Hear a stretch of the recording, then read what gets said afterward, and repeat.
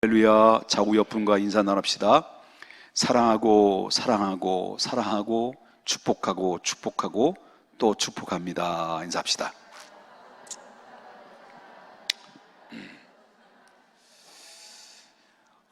이제 예수님이 공생애를 시작하면서 예수님의 12명의 제자들을 선택을 했죠. 근데 예수님이 공생애를 시작할 때, 예수님이 사역을 하셨을 때 예수님의 제자들이 12명만 있었던 게 아니다라고 제가 말씀드렸었죠. 그러면 예수님이 12명의 제자들 말고도 또 다른 제자들이 몇 명 정도 있었다고 성경이 얘기하죠? 약 70명 정도의 제자들이 또 있었어요.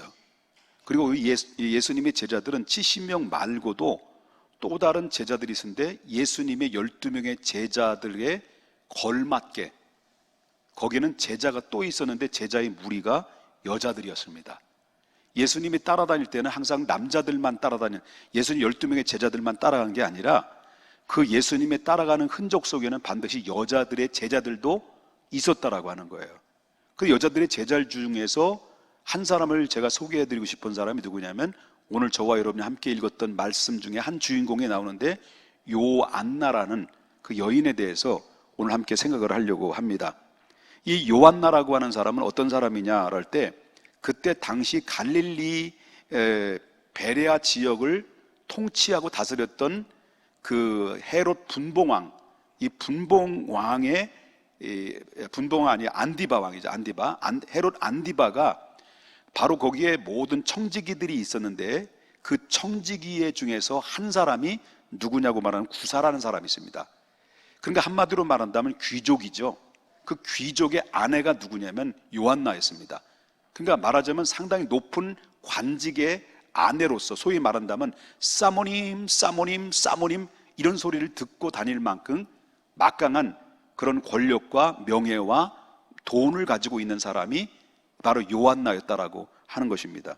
근데 그 이름이 뭐라고 말하는, 그 이름의 뜻은 여호와께서 은혜를 주신다, 여호와께서 은혜를 주신다라는 그런 이름을 가지고 있었습니다. 그런데 이 요한나에게는 이렇게 여호와께서 은혜를 주시기도 하고, 또 한 가지는 귀족의 사모님이기도 하고, 또한 많은 것을 소유했습니다마는, 여러분 아무리 다 명예를 가지고 아니면 또 가질 것 다 소유하고 그리고 하나님의 은혜를 입은 이름으로 또 지어졌다 할지라도 지금 상황에 병이 들었던 거예요.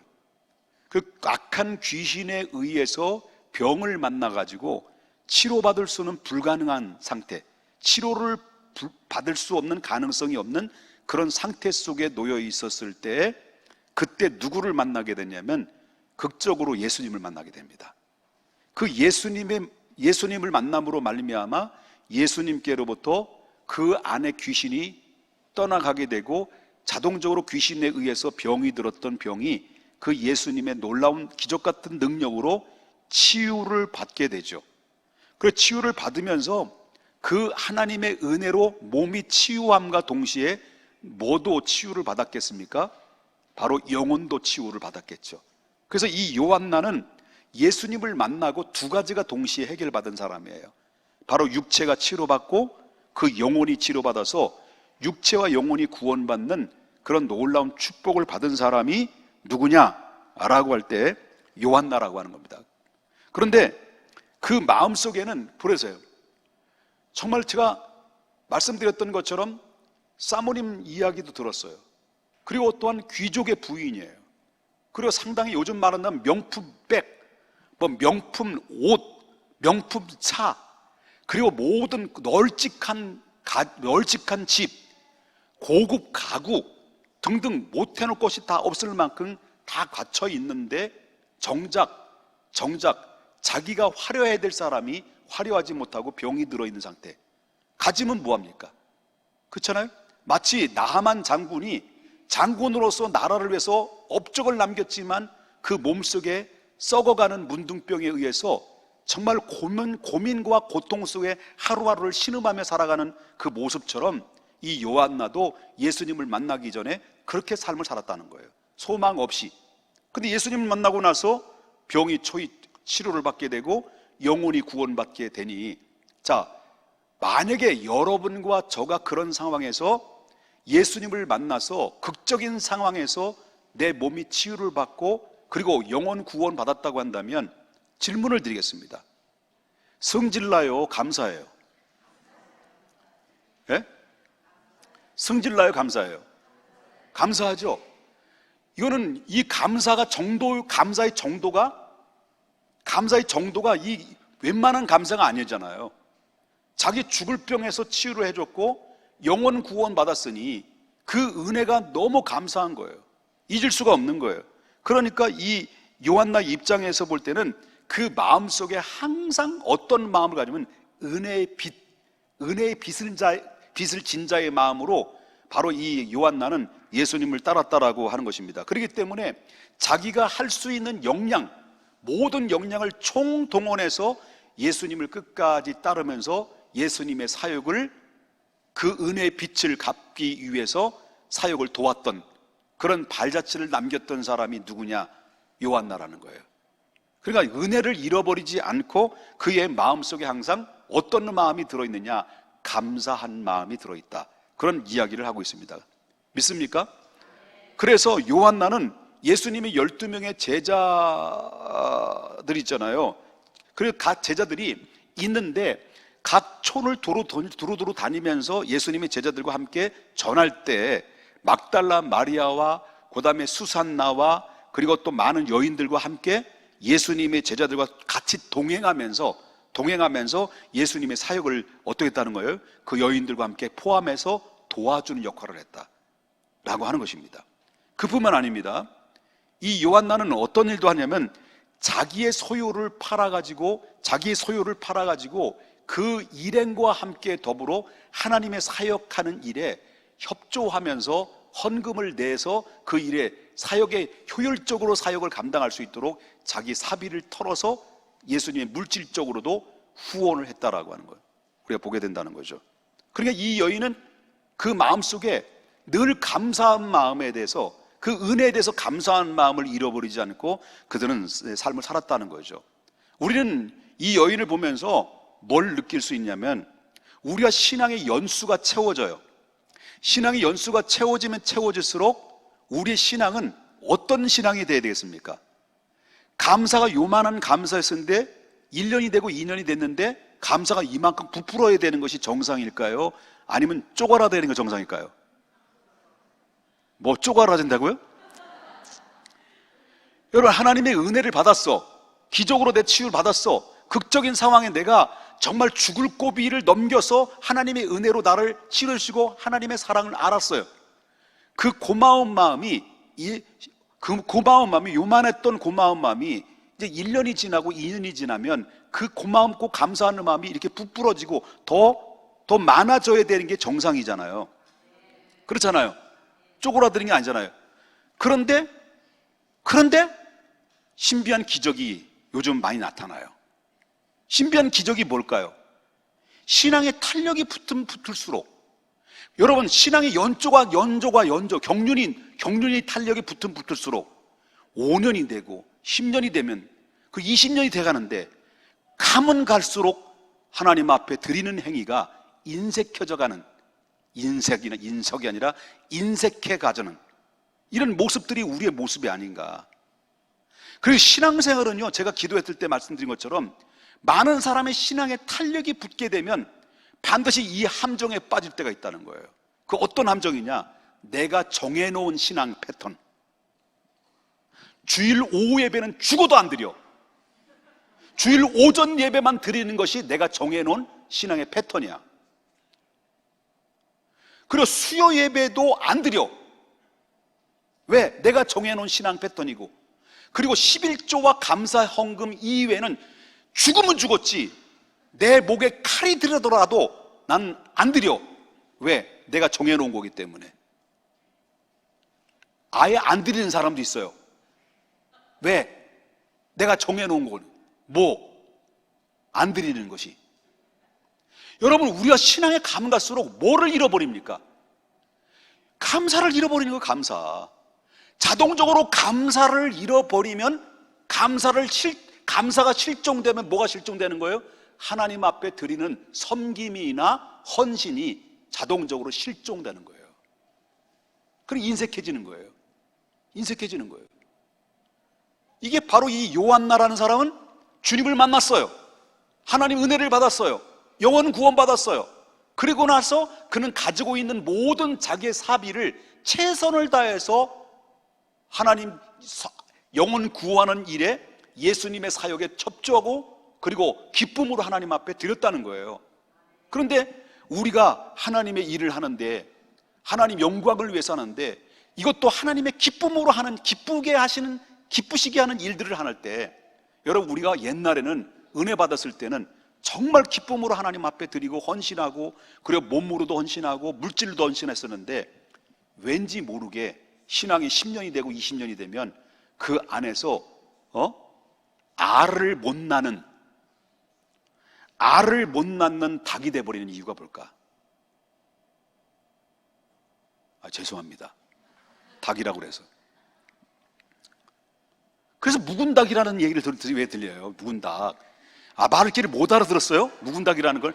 차마 내가 묵은 닭이라는 말을 못해서 닭이라고 그랬지. 알을 못 낳는 묵은 닭. 아무것도 안 해. 그리고 알을 낳는 그 닭들을 쪼아. 그냥 헌신하도록 내버려둬야 되는데, 너 그따위로 신앙생활은 되겠어? 말만 하고 자기는 아무것도 하지 않는 생산 능력이 상실된 이런 묵어버린, 이게 굳어버린, 인색하기 짝이 없는 그런 모습으로 전락하는 것이 오늘날 신앙의 탄력이 붙고 연조가 붙을수록 더욱더 인색해지는 이유가 무엇일까? 이거는 한마디로 말한다면 기적이다 라고 표현할 수 있습니다. 요한나는 그렇지 않았어요. 항상 시종일관 하나님의 은혜를 잃어버리지 않고 감사한 마음으로 자기의 주어진 예수님의 사역에 사비를 털어서 그 일에 협조를 했다라고 하는 것을 우리가 보게 된다라고 하는 거죠. 그럼 뭘 보면 아느냐? 예수님이 겟세마네 동산에서 기도하시고 나서 체포를 당했어요. 체포를 당했을 때 그때 예수님의 제자들은 같이 체포를 했을까요? 아니면 36개로 도망을 쳤을까요? 다시 한번 질문하겠습니다. 말귀를 못 알아들은 것 같아가지고. 자, 예수님이 겟세마네 동산에서 십자가 못 박혀 돌아가시 직전에 체포를 당하셨잖아요. 그때 예수님이 함께 있었던 제자들이 도망갔을까요? 끝까지 예수님을 지켜주셨을까요? 도망갔지요. 그게 혹시 우리가 아닐까요? 우리가 필요할 때는 주님을 찾았는데 주님이 위기를 만나고 또 내가 등 따뜻하고 배부르면 주님을 우리가 버려버리는, 주님을 멀리해버리는 이런 모습이 아닐까요? 여러분, 예수님의 제자들이 그 전에 어떻게 얘기했어요? 내가 얼마 후에 십자가에 못 박혀 죽게 될 것이다, 너희들 다 나를 버리게 될 것이다 라고 했을 때 가장 믿을 만한 예수님의 12명의 제자 중에서 누굴까요? 베드로가 여기 있는 사람 다 주를 버릴지라 몰라도 나는 주님과 함께 죽고 주님과 함께 살겠습니다, 주를 버리지 않겠습니다라고 장담했던 사람이 베드로예요. 근데 예수님이 체포될 때 어디 갔어요? 도망쳐 버렸어요. 그리고 예수님이 신문당할 때, 체포돼 신문당할 때 멀찌감치 따라면서 아주 치사 빵빵하게 예수님을 몇 번이나 부인했어요. 3번이나 부인을 해서 마지막 3번째는 어떻게 부인했어요? 18이 나왔어요. 저주를 퍼본 거예요. 이 저주예요. 이렇게 예수님의 제자들조차도 예수님을 다 버리고 도망갔어. 그런데 요한나는 어떻게 했을까요? 체포당할 때도, 그리고 예수님이 고난당할 때도 계속 그 자리를 지켰다라는 거예요. 십자가의 언덕에 올라갔어요. 못 박혀 고난당했어요. 거기는 정말로 못 박힐 때 한 사람을 빼놓고 아무도 그 자리에 없었어요. 요한이죠, 사도 요한. 그런데 그렇게 큰 소리 떵떵 쳤던 베드로도 도망가 버리고 예수님의 체포할 당시와 예수님의 십자가의 죽음과 예수님의 부활, 십자가 못 박혀 죽으시고 다시 살아나실 때 모든 장사하는 과정과 부활할 때까지 요한나는 시종일관 예수님의 그 자리를 지키면서, 예수님을 그 자리를 지키면서 같이 슬퍼하고 같이 마음 아파했던 사람이 누구냐? 요한나예요. 그러니까 여자들 무시해서는 안 돼. 여자들이 훌륭해 보니까 남자들이 금방 배신하더라고요. 남자, 다시 한번 생각해봐. 여자가 될 걸.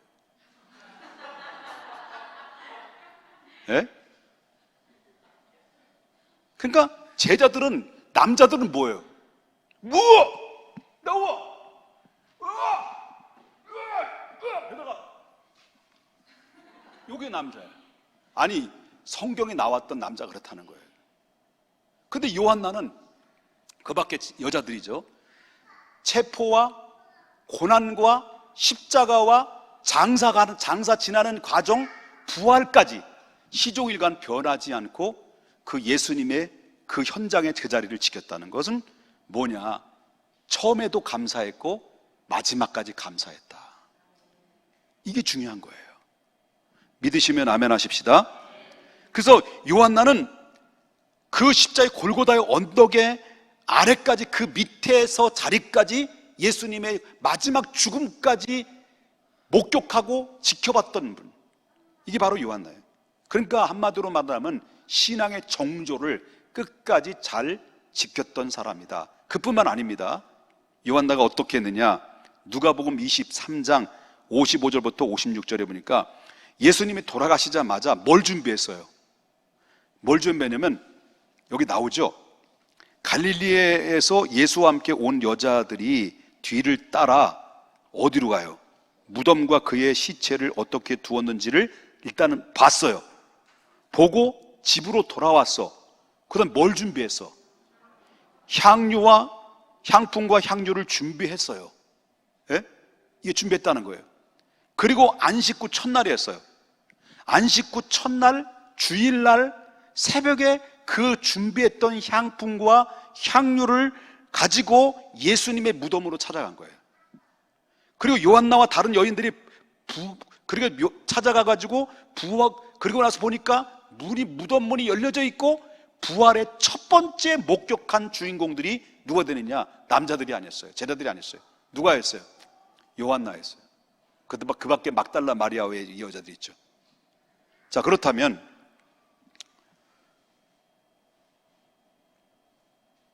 우리는 과연 신앙생활을 하면서 감사와 충성과 섬김의 삶이 그대로 살아있느냐, 아니면 실종되지는 않았느냐라는 것을 한 번쯤 다시 한번 생각해 보자. 여러분, 병을 고침받았어요. 이 여자는 정말 일생 동안 그 병 고침에 대해서 감사를 잃어버리지 않았어요. 그리고 자기를 불쌍히 여겼어요. 그리고 예수 그리스도를 통해서 영혼을 구원받았어요. 이 사람은 감사하는 마음을 가지고 시간을 바치고 물질을 바치면서 주님의 사역에 헌신적으로 그 일을 감당했던 요한나. 살아계실 때는 물론이거니와 체포당할 때, 죽임당하시고 심지어 죽음 이후에도 끝까지 충성했던 요한나. 이와 같이 죽을 수밖에 없는 죄악에서 건진받고서도 우리가 죄와 사망의 법에서 우리를 해방시켜 주셔서 우리 하나님의 자녀가 돼서, 여러분, 엄청난 하나님의 특권을 우리가 부여받았으면서도 불구하고 감사하기커녕 오히려 불평하는 삶을 살아왔지는 않았는가를 다시 한번 이 요한나의 모습을 통해서 우리 자신을 한번 돌아보자. 저 화나면 12시까지 설교할 수 있어요. 아멘입니까? 주님을 따르면서 조그마한 역경에 부딪히면 금방 쉽게 포기하고 쉽게 불평하고 쉽게 우리는 돌아서는 이런 모습에서 이제 저와 여러분이 꼭 아셔야 될 것은, 이 여인은 신앙의 정조를 끝까지 지켰다는 거죠. 우리는 신앙과 불신앙에서 왔다 갔다 하고 냉탕 옹탕 왔다 갔다 하고, 우리 종잡을 수 없는 이 정말로 수시로 바뀌어지는 우리의 신앙의 모습과는 전혀 다른 모습으로 요한나는 비춰주고 있는데, 우리는 이제부터는 하나님의 물어보겠습니다. 하나님의 은혜에 대해서 여러분 감사합니까? 감사해요? 그렇다면 변하지 마십시다. 하나님 앞에 드리는 행위, 우리가 일생을 다하도록 하나님 앞에 헌신하고 감사하고 그리고 하나님 앞에 드리는 행위가 아까운 게 아니죠. 가면 갈수록 신앙의 연륜이 깊으면 깊을수록 하나님 앞에 드리는 행위에 대해서 인색하지 말아야 돼요. 내가 정해놓은 신앙, 정해놓은 계산에 맞춰서 신앙생활하면 절대로 하나님의 은혜를 경험할 수가 없어요. 하나님이 정해놓은 길을 걸어가는 게 우리 인생의 길이에요. 우리 신앙의 길이에요. 이 길을 우리가 걸어가야 된다는 사실을 믿으셔야 될 줄 믿습니다. 아멘. 좌우 옆분과 인사합시다. 그대는 잘 변합니까? 잘 변합니까?